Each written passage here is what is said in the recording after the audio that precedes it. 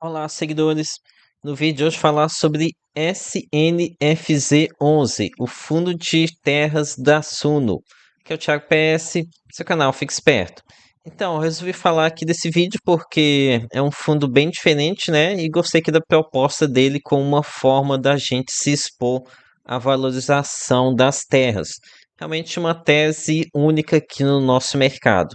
Pois bem, começando aqui esse vídeo falando sobre a tese de investimento do fundo.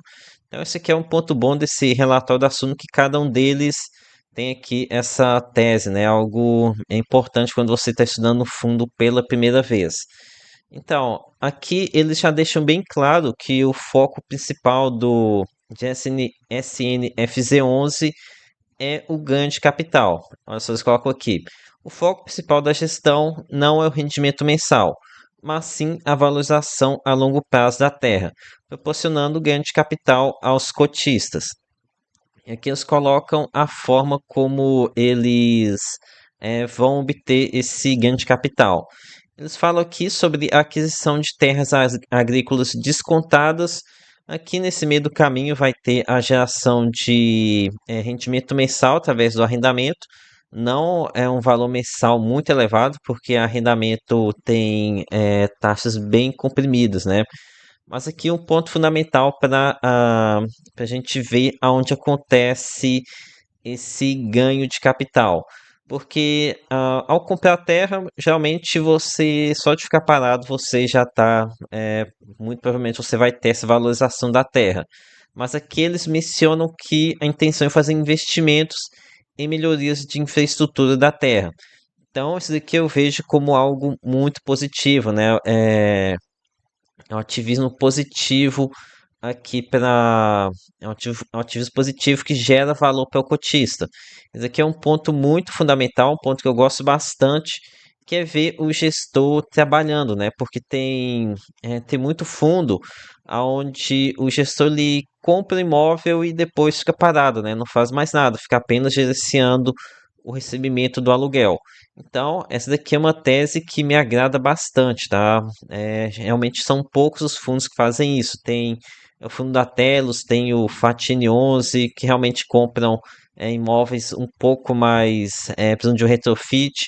E aqui também, em SNFZ 11, também tem essa estratégia de compra e melhoria do ativo. Então, isso aqui é algo que eu dou muito valor, tá? Inclusive, aqui no relatório, eles colocam um ponto aqui, um exemplo desse ativismo de melhoria das terras. Aqui, ó. Neste semestre, o foco foi mostrar a prova de conceito da Coliseu, que é uma das fazendas do fundo, estava dada. Safra cheia, produtividade acima da contratual, projeto de irrigação e energia avançando. Então, aqui, ó, dois pontos, né, de melhoria aqui dessa fazenda. Então, são com certeza os pontos aqui muito positivos aqui para SNFZ11. Agora aqui nesse próximo slide vou mostrar para vocês a estrutura atual do fundo. Então, o primeiro ponto que a gente precisa notar. Aqui a gente vai ter as fazendas, 90 milhões de reais, mas também uma exposição aqui a CRAs. E aqui qual que é a ideia? Ah, se o assunto fosse fazer um fundo apenas de fazendas, tendo como renda mensal o arrendamento, o mercado não iria agradar, né? Ele não iria gostar do dividend yield que SNFZ11 iria integrar.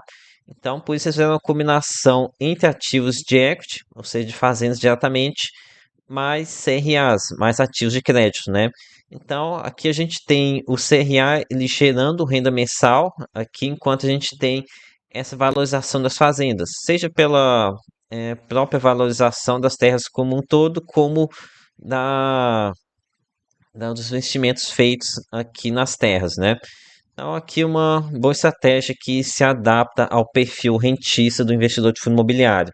Mas aqui a gente também tem que notar um ponto. Aqui a gente tem um endividamento. Se NFZ 11 tem aqui um endividamento, né, de 51 milhões de reais. É bom lembrar que essa parcela aqui de ativos em CRA também tem uma liquidez, não, com certeza não é uma liquidez diária, né? Mas pode servir também como liquidez para quitar essas parcelas. Além que a estratégia de reciclagem aqui do portfólio, que o gestor já deixou clara, pode em algum momento vir a ajudar a quitar esse, essa alavancagem que o fundo possui.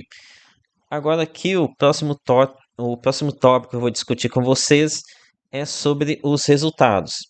E aqui, como vocês podem ver, eu comentei aqui no slide anterior, a gente pode notar que boa parte do resultado vem aqui da parcela de juros e correção monetária, ou seja, do ativo de renda fixa, né?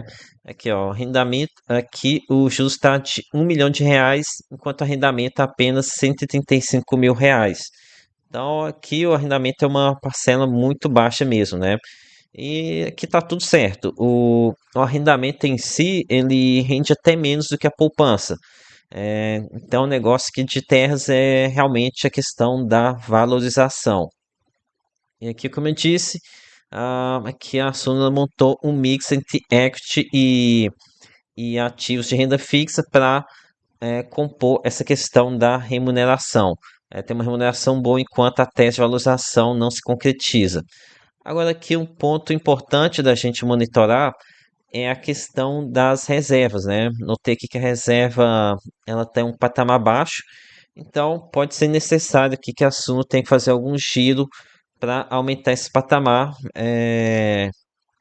e para manter os rendimentos. O fundo ele fez uma emissão recente, então esse aqui é o primeiro dezembro, esse é o primeiro resultado aqui após essa emissão, então a gente tem que ainda analisar para ver como que está essa geração de caixa. Agora aqui vou dar uma olhada aqui no histórico de rendimentos aqui de SNFZ11. Então, o fundo ele já está aqui já há vários meses com esse patamar de distribuição de 10 centavos. Tem aqui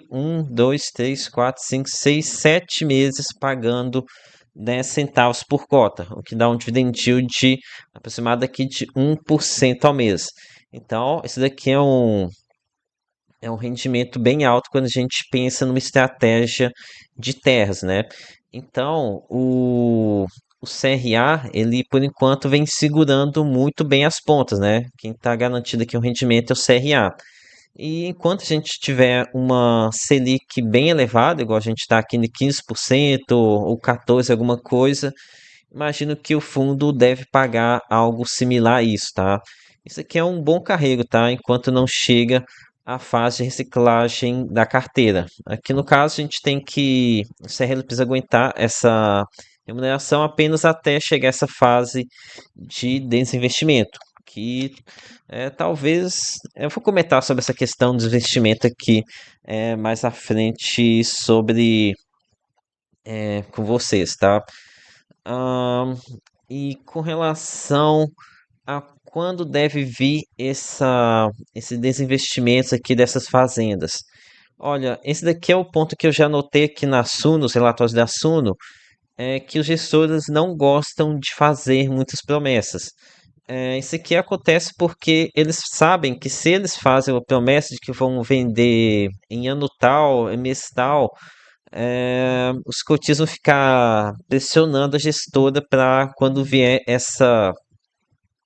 vai vir esse rendimento extra, nessa questão do ganho de capital. Então, acredito que seja por isso que eles não dão aqui nenhum guidance aqui de quando vai acontecer uma venda. Ah, e aqui o mais provável é que eles estão aguardando as melhorias nas terras ou então que a soja ela atinja um patamar mais elevado. Já que nessas regiões aqui, as fazendas do fundo que são é, lá em Mato Grosso, né? Aqui no estado do Mato Grosso. Então aqui nessas regiões é muito comum que a soja ela é quase como se fosse uma moeda. Então, se a soja ela sobe, as terras se valorizam. Então, é algo até um pouco estranho aqui para a gente que está mais acostumado com fundos imobiliários, né? E quando a gente olha o preço da soja, agora aqui em 2026 a gente, por enquanto, a gente está no patamar baixo. Vou até abrir para vocês aqui o relatório de outro fundo que mostra bem essa questão do preço da soja. Ah, aqui, ó. Aqui esse gráfico mostra bem essa questão.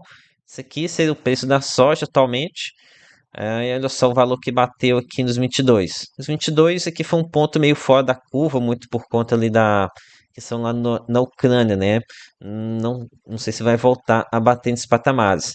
Mas por enquanto a soja ela está em patamares baixos ou intermediários. E aqui um ponto que eu vejo como positivo é que eu tenho a impressão de que o fundo ele fez aquisições no momento em que a soja está baixa, né? Então, é, pode-se dizer talvez que SNFZ11 comprou na baixa. Lembrando que eu não sou nenhum especialista aqui em agro, tá? Não tenho meu foco é mais nos milhares, mas eu vejo aqui como um ponto positivo, tá comprando aqui nesse momento em que acredito que pode ter uma valorização dessas terras com a apreciação do preço da soja. Ok, agora aqui vamos dar uma olhada na carteira de ativos de SNFZ11. Então, aqui nessa carteira a gente tem três fazendas e três CRAs. No entanto, todos eles possuem como devedor ou como arrendatário o, essa tal de Jequitibá Agro. Então, esse daqui é um ponto que o investidor ele precisa levar em conta, né? Essa concentração em um único produtor rural. É, o lado positivo aqui na questão de gerenciamento de risco é que aqui é um ativo de equity, né? Então já tem a propriedade das fazendas, ele é apenas um arrendatário. Mesmo assim, eu fui procurar informações adicionais sobre essa tal de Jequitibá Agro. Encontrei uma matéria aqui desse site, o The Agribiz, um site excelente, tá? Traz muita informação boa aqui sobre o agro. Essa matéria aqui, ó. O fiado de terras ainda não é pop, mas a Jequitibá floresce com ele. Então, uma matéria bem interessante que vou ler aqui uns trechos para vocês. Aqui, ó. À frente da Jequitibá Agro, Melo é um exemplo ainda raro de produtores rurais de médio porte. Aproveitando a experiência que acumulou como executivo, por uma década foi CEO da fabricante de sucos Maguari, o empresário associou ao mercado de capitais para dar musculatura às operações do grupo. Então, aqui, quem está à frente dessa Jequitibá Agro é um cara que já foi CEO. Então, aqui eu imagino que com certeza não é alguém irresponsável financeiramente. Porque algo que aconteceu, que acometeu muito o agro, foi que durante esse ano aqui de euforia, lá em 2022, é muita irresponsabilidade financeira, né? No entanto, aqueles que se manteram firmes estão aí até hoje. Aqui, ó, eles também cita um pouco disso. A Jequitibá mantém uma política de gestão de riscos, travando os custos de produção com a venda futura de soja. Então, aqui parece ser uma empresa, um produtor rural que é, bastante cuidado aqui com essa questão de gerenciamento de riscos, de custos, de preços, já tentando manter aqui tudo travado para não ter uma surpresa com essa questão de preços. Então, ok, então agora aqui vamos para minha conclusão sobre SNFZ11. Olha, aqui a questão é que é o único fundo disponível aqui para a gente pegar essa questão de valorização de terras, né? Lembrando que o Risa Terrax não é um fundo de valorização de terras. A gente até teve algumas vendas com lucro em algumas das teses, realmente foi um belo lucro, mas foi um percentual muito pequeno, né? Já que a gente está falando do fundo, acho que até mais da metade dele seria nessa tese de terras, né? Acho que eles colocam aqui um gráfico. Ah, aqui, eles colocam aqui, ó, imóveis é parte predominante aqui do ativo. Se eu somar isso aqui, supera 100% porque tem a questão da alavancagem aqui no SNFZ11. Então aqui eu fico aqui na expectativa se os gestores vão conseguir extrair lucros similares a que o pessoal da Risa conseguiu há algum tempo atrás. No entanto, temos que tomar cuidado aqui com a exposição ao único produtor rural, né? Mas aí você tem que ter esse controle aqui na sua carteira, né? Balancear a diversificação da sua carteira.